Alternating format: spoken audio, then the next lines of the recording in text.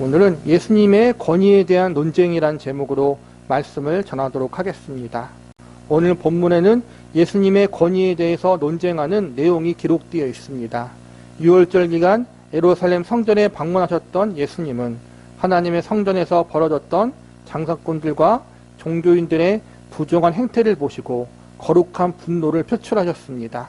부정한 방법으로 이윤을 남기는 장사꾼들을 쫓아내시고 장사꾼들에게 부당한 돈을 받았던 종교인들을 책망하셨습니다. 평소에도 예수님에 대해 좋지 못한 감정을 가지고 있던 종교인들은 일로 말미암아 예수님을 더욱 미워하게 되었고 어떻게 해서든지 예수님의 약점을 잡아 벌을 주려고 하는 악한 계획을 세우려고 합니다. 그러던 중 예루살렘 성전 안에서 백성들에게 말씀을 가르치는 예수님의 모습을 목격하게 되고 예수님을 시험하고자 예수님의 권위에 대한 질문을 던집니다.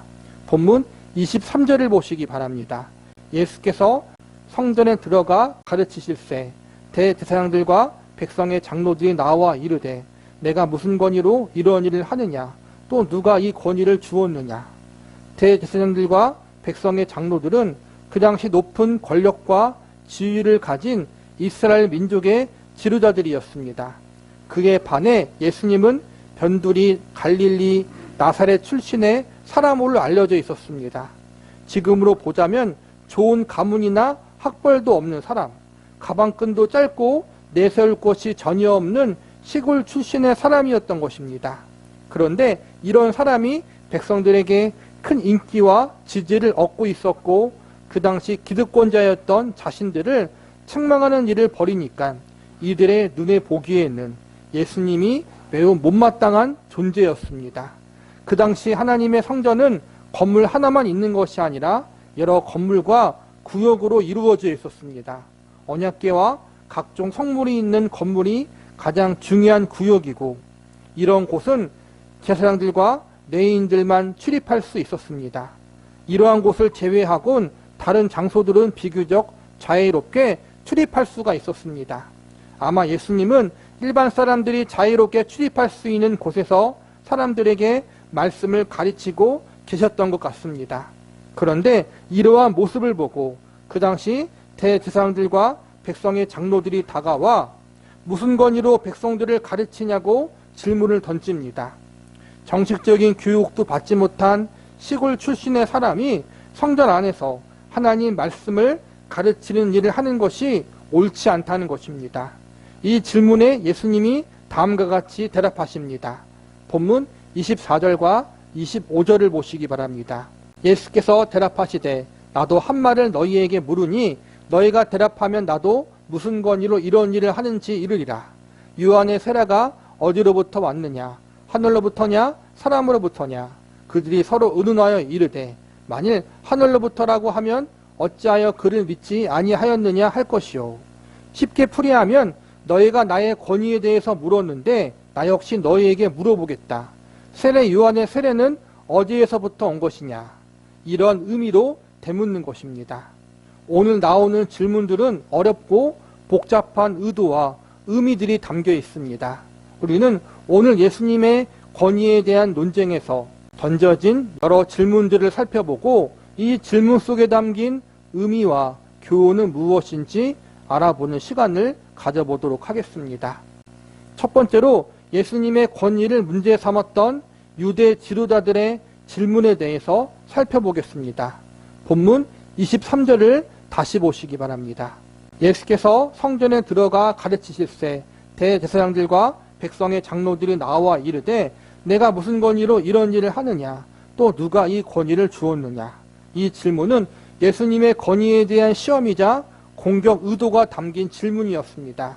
얼마 전 성전 안에서 장사꾼들을 내쫓은 사건과 종교인들을 책망한 사건은 명백히 기존 지도자들의 권위를 도전하는 일이었습니다. 그리고 정식적인 교육을 받은 적이 없던 사람이 백성에게 하나님 말씀을 가르치는 일을 한다는 것 자체가 그들의 눈에 볼 때에는 문제가 있었습니다. 또한 소문에 의하면 예수님은 장로들의 유전을 잘 지키지 않았고 안식일에 아무 일도 하면 안 된다는 율법의 규례를 어기는 일도 자주 범했다고 알려져 있었습니다. 무엇보다 안식일에 병든 사람을 고쳐주는 일을 하면서 아버지가 일하시니 예수님 자신도 일하신다고 말씀하시고, 인자는 안식일의 주인이라는 말씀을 하심으로 예수님 자신이 하나님의 아들이심을 드러내셨습니다. 이러한 파격적인 모습이 그 당시 종교인들의 관점으로 볼 때 신성모독과도 같은 큰 잘못이었습니다. 이러한 이유로 종교인들은 예수님을 미워했고 심지어 죽일 계획까지 세우게 됩니다. 오늘 유대 지도자들이 던진 질문의 내용을 쉽게 풀이하면 다음과 같습니다. 당신이 무슨 권위로 성전에서 백성들을 가르치는 것인가?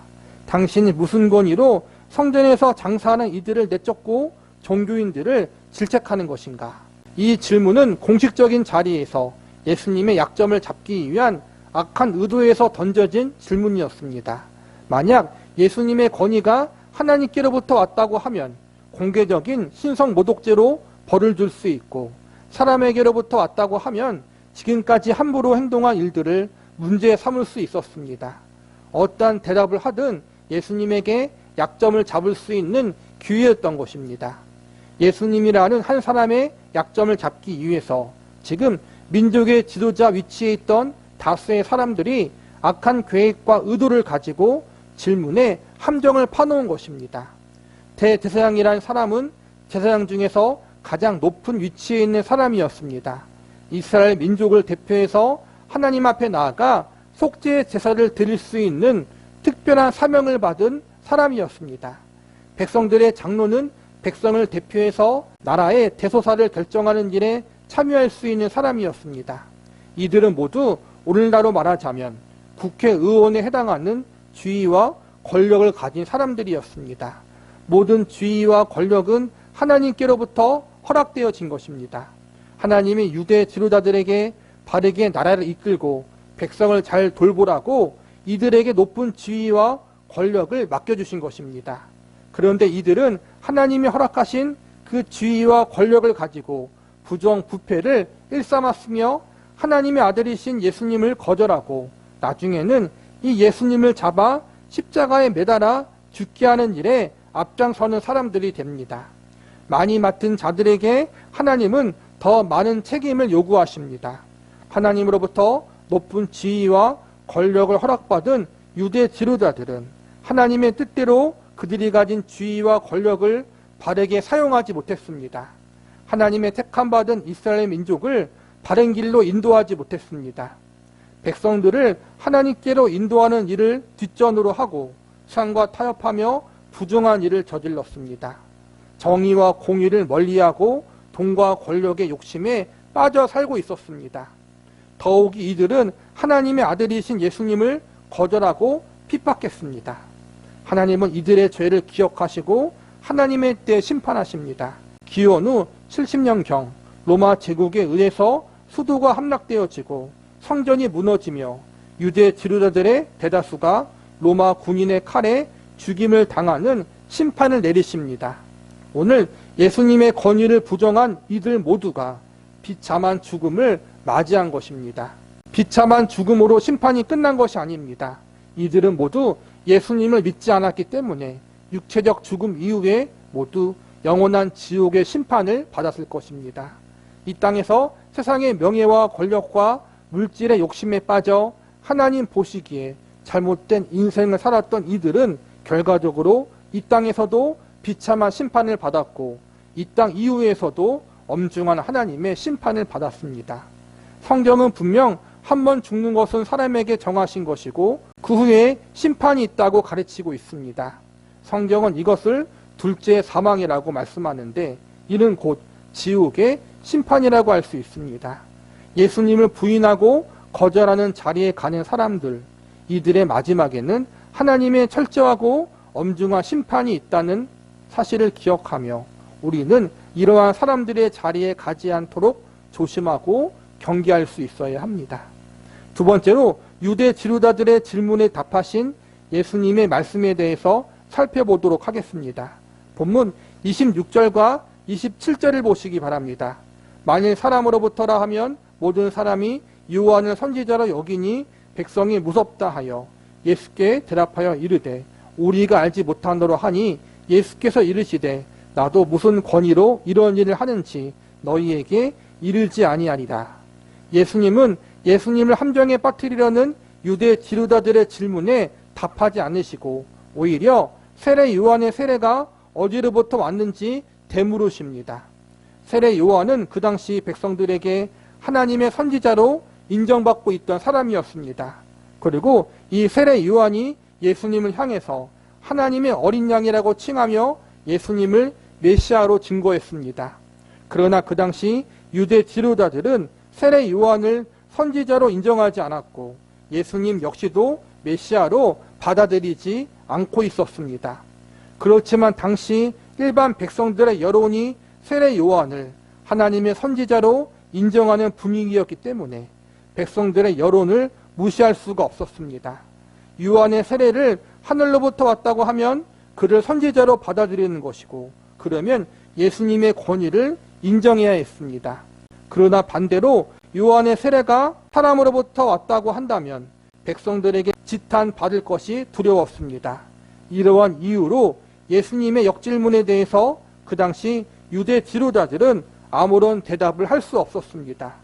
예수님께서 예수님을 시험하고 함정에 빠뜨리려고 했던 유대 지도자들의 악한 의도를 아시고 지혜롭게 대처하신 것입니다. 예수님은 모든 이들이 지켜보는 가운데 성전 안에서 나는 하나님의 아들이고 메시아다 이렇게 공식적으로 선포하실 수 있었지만 아직 하나님의 때가 아니었기 때문에 간접적으로 돌아가는 길을 선택하셨습니다. 이것은 타협이 아닙니다. 예수님은 뱀처럼 지혜롭고 비둘기같이 순교하라고 말씀하셨습니다. 우리의 신분은 이미 하늘에 속한 천국의 백성들이지만 우리의 몸은 아직 이 땅에 발을 디딛고 살아가고 있습니다. 하나님이 우리를 부르시면 우리는 천국에 가게 될 것입니다. 그러나 천국에 가게 될 때까지 우리는 이 땅에서 삶을 이어가야 합니다. 또한 천국에 가기 전까지 우리가 이 땅에서 감당해야 할 소명들이 남아 있습니다. 우리는 우리의 삶이 아직 남아있는 이 땅에서의 시간 동안 맡겨진 소명을 잘 감당하는 믿음의 삶을 살아야 합니다. 그런데 그 일이 쉽지 않습니다. 인생을 너무 똑바로만 살아가려고 하면 부러질 수 있습니다. 반대로 너무 유연하게 사는 것도 삶과 타협하는 문제가 발생할 수 있습니다. 무엇이 타협이고 무엇이 유연한 것인지 분별하는 일은 너무 어렵습니다. 그래서 우리에게는 지혜가 필요합니다. 신약성경 야고보서 기자는 지혜와 관련되어 우리에게 다음과 같은 말씀을 남겼습니다. 너희 중에 누구든지 지혜가 부족하거든 모든 사람에게 후히 주시고 꾸짖지 아니하시는 하나님께 구하라. 그리하면 주시리라. 무엇이 정답이라고 쉽게 말할 수 없는 우리의 인생이고 신앙의 길입니다. 그렇기 때문에 항상 겸손한 마음으로 하나님께 지혜를 구할 수 있는 저와 여러분이 되기를 기도합니다. 마지막으로 포도원 주인의 두 아들의 비유에 담긴 의미에 대해서 살펴보도록 하겠습니다. 본문 28절과 29절을 보시기 바랍니다. 그러나 너희 생각에는 어떠하냐? 어떤 사람에게 두 아들이 있는데 맏아들에게 가서 이르되 예 오늘 포도원에 가서 일하라 하니 대답하여 이르되 아버지 가겠나이다 하더니 가지 아니하고 악한 의도가 담긴 유대 지도자들의 질문을 지혜롭게 답하신 예수님은 이 답변 이후에 하나의 비유적인 이야기를 꺼내 놓으십니다. 비유의 내용은 다음과 같습니다. 포도원 주인에게 두 아들이 있는데 주인이 아들에게 포도원 일을 시키기 위해 부릅니다. 아버지의 부름에 첫째 아들은 알겠다고 답했지만 나중에 가지 않았고 둘째 아들은 처음에 싫다고 답했지만 나중에 갑니다. 이어지는 30절과 31절을 보시기 바랍니다. 둘째 아들에게 가서 또 그와 같이 말하니 대답하여 이르되 실소이다 하였다가 그 후에 뉘우치고 갔으니 그 둘 중에 누가 아버지의 뜻대로 하였느냐 이르되 둘째 아들이니이다. 예수께서 그들에게 이르시되 내가 진실로 너희에게 이르노니 세리들과 창녀들이 너희보다 먼저 하나님의 나라에 들어가리라. 여기서 맏아들은 유대 지도자들을 포함하여 그 당시 높은 위치에 있던 기득권자를 상징합니다. 그리고 둘째 아들은 세리와 창기들과 같이 소외되고 무시되는 이들, 상대적으로 낮은 위치에 있던 사람들을 상징합니다. 세리와 창녀들은 처음에 죄를 지으며 하나님 말씀을 저버리는 삶을 살았으나 세례 요한의 회개하라는 말씀을 듣고 죄를 뉘우칩니다. 그리고 예수님을 믿었습니다. 이와는 반대로 유대 지도자들은 하나님으로부터 백성들을 바르게 잘 지도하라는 특별한 사명을 받았음에도 불구하고 특권 의식과 공로 사상에 빠져 교만한 삶을 살았습니다. 세례 요한의 회개하라는 말씀을 거부하고 예수님을 믿지 않았습니다. 나중에는 예수님을 십자가에 매달아 죽이기까지 했습니다.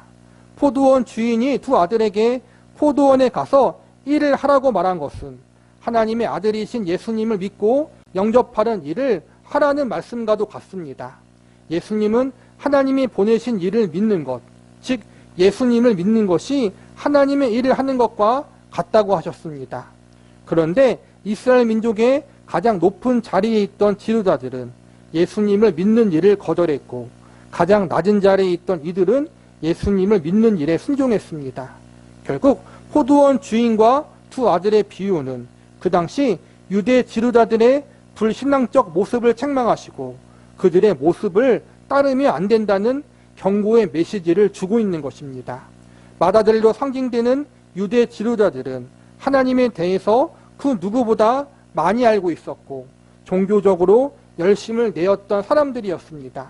그런데 이들은 너무 교만한 상태에 있어서 회개하고자 하는 마음을 가지지 못했습니다.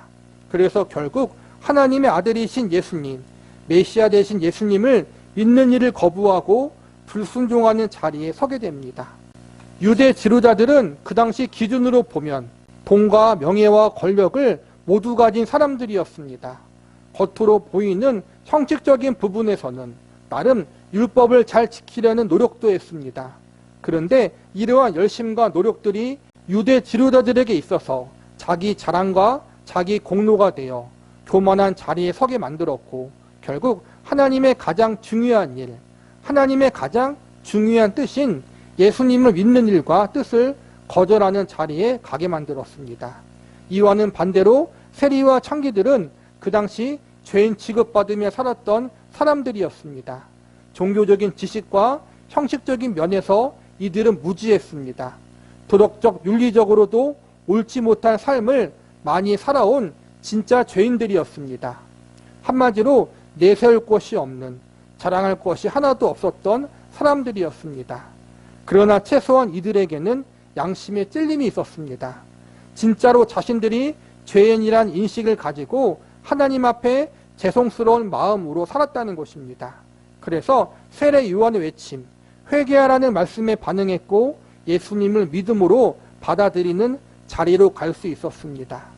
예수님은 오늘 예수님의 권위를 문제 삼고 지적하는 유대 지도자들에게 세례 요한을 언급하시고 포도원 주인과 두 아들의 비유 이야기를 들려주신 것은 단순히 그들을 비판하고 정죄하기 위해서만이 아닙니다. 이들이 하루빨리 교만한 자리에서 벗어나 회개하는 자리, 예수님을 믿음으로 받아들이는 자리에 서야 함을 알려주기 위해서입니다. 사회적인 지위가 높다는 것은 하나님께로부터 인정받는 조건이 될 수 없습니다.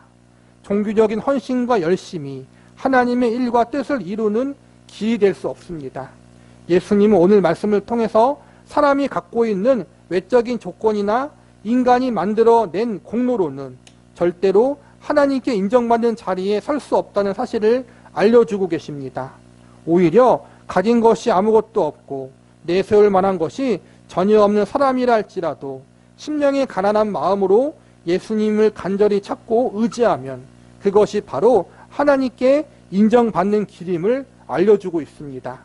즉 자기 자신이 갖고 있고 만들어낸 그 어떠한 조건으로도 하나님과 예수님 앞에 인정받을 수 없다. 그렇기 때문에 그 어떠한 것도 의지해서는 안 된다는 것입니다. 나는 나를 구원할 수 없는 죄인이라는 사실과 하나님의 은혜가 아니면 자신은 아무것도 아니라는 사실을 인정하고 겸손히 예수님을 의지하는 자리로 가는 것이 가장 중요하다는 것입니다. 오늘 본문의 마지막 절인 32절을 보시기 바랍니다. 요한이 의의 도로 너희에게 왔거늘 너희는 그를 믿지 아니하였으되 세리와 청년을 믿었으며 너희는 이것을 보고도 끝내 뉘우쳐 믿지 아니하였도다. 이 말씀은 유대 지도자들을 향해 세례 요한의 세례도 부정하고 하나님이 보내신 아들도 거절하는 너희의 모습이 포도원 주인의 맏아들의 모습과도 같다고 말씀하고 계시는 것입니다. 세례 요한이 광야에서 외친 가장 중요한 메시지는 회개하라, 천국이 가까웠다라는 것입니다. 세례 요한이 선포한 천국은 예수님을 상징합니다. 천국의 주인 되시는 예수님이 곧 오실 텐데 미리 자신들의 죄를 회개하고 예수님을 믿음으로 영접할 준비를 하라는 것입니다. 세례 요한이 베풀었던 세례 역시도 죄를 깨끗이 씻고 구원의 유일한 길이신 예수님을 맞을 준비를 하라는 의미가 담겨 있습니다. 그런데 그 당시 유대 지도자들은 세례 요한의 외침을 거절했습니다. 자신들의 죄도 뉘우치지 못했고 회개할 생각도 없었습니다. 예수님을 부인했기 때문에 그들은 모두 심판받아야 되고 정죄받아야 합니다. 그런데 예수님은 그들을 당장 심판하지 않으시고 기회를 주십니다. 사실 유대 지도자들 입장에서 자신들을 세리와 창기와 비교한다는 것은 기분 나쁜 일입니다. 그럼에도 예수님이 세리와 창기를 예를 들어 이야기하신 것은 세리와 창기 같은 죄인들도 회개하면 용서해 주시는 예수님이 너희들도 회개하면 기꺼이 용서해 주시고 받아주신다는 사실을 알려주기 위해서입니다. 예수님은 사회적으로 높은 자리에 있든 자이든 낮은 자리에 있든 자이든 상관없이 심령의 가난한 마음으로 회개하는 자를 기쁘게 받아주십니다. 예수님에게 중요한 것은 수상적으로 얼마나 의롭고 혹은 악하고의 문제가 아니라 얼마나 겸손히 예수님 앞에 나아가 그분을 믿고 의지하는 자리에 서는 것입니다. 그러므로 우리는 마음을 강팍하게 하거나 완고하게 해서는 안 됩니다. 예수님은 죄인들에게 기회를 주십니다. 그러나 그 기회는 영원히 주어지는 것이 아닙니다. 성경은 다음과 같이 가르칩니다. 이르시되 내가 은혜 베풀 때 너희에게 듣고 구원의 날에 너를 도왔다 하셨으니 보라 지금은 은혜 받을 만한 때요 보라 지금은 구원의 날이로다. 죄인들이 회개할 기회, 예수님을 믿고 영접할 기회는 한정되어 있습니다. 지금 하나님의 말씀이 선포되어지는 이 시간, 지금 예수님에 대한 복음이 증거되어지는 이때가 바로 회개할 기회이고 예수님을 영접할 은혜의 시간들입니다. 오늘 이 예수님의 말씀은 불신자들만을 향한 말씀이 아닙니다. 불신자들, 믿지 않은 자들에게 있어서 가장 중요한 것은 복음을 듣고 회개하고 예수님을 믿는 것입니다. 그렇다면 이미 믿는 성도들에게 가장 중요한 것이 무엇이겠습니까? 그것은 바로 예수님을 믿고 영접했다면 이제 그 믿음대로 바르게 살아가는 것이 중요합니다. 구원에도 때가 있고 시기가 있듯이 성도들이 하나님 앞에 믿음으로 바르게 살아가는 그러한 시기도 때가 있습니다. 하나님이 허락하신 인생의 시간 동안 믿음으로 순종하며 바르게 살아갈 때 그것이 우리에게 상급으로 다가올 수 있습니다. 우리가 하늘에 상급을 쌓을 수 있는 시기도 한정되어 있다는 것입니다.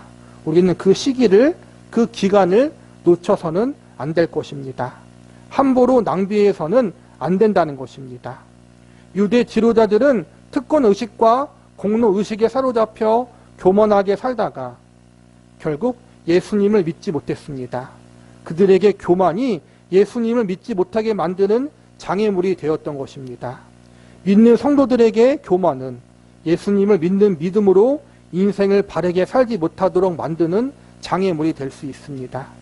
내가 이 땅의 사람들과 다르다라는 사실이 특권의식, 공로의식, 선민의식으로 변질되지 않도록 조심해야 합니다. 내가 예수님을 믿고 구원받게 된 것은 내가 잘나서가 아니라 전적인 하나님의 은혜라는 사실을 깨닫고 항상 감사하는 마음을 가져야 합니다. 로마서 12장 16절 말씀을 제가 읽어드리고 오늘 설교를 마치도록 하겠습니다. 서로 마음을 같이하여 높은 데 마음을 두지 말고 도리어 낮은 데 처하며 스스로 지혜 있는 채 하지 말라. 저와 여러분 모두 하나님 앞에 교만한 마음을 버리고 늘 겸손한 마음을 가질 수 있기를 바랍니다. 높은 곳에 마음을 두는 것이 아니라 낮은 자리에 마음을 두고 늘 심령이 가난한 마음으로 예수님을 간절히 찾는 저와 여러분이 될 수 있기를 기도합니다.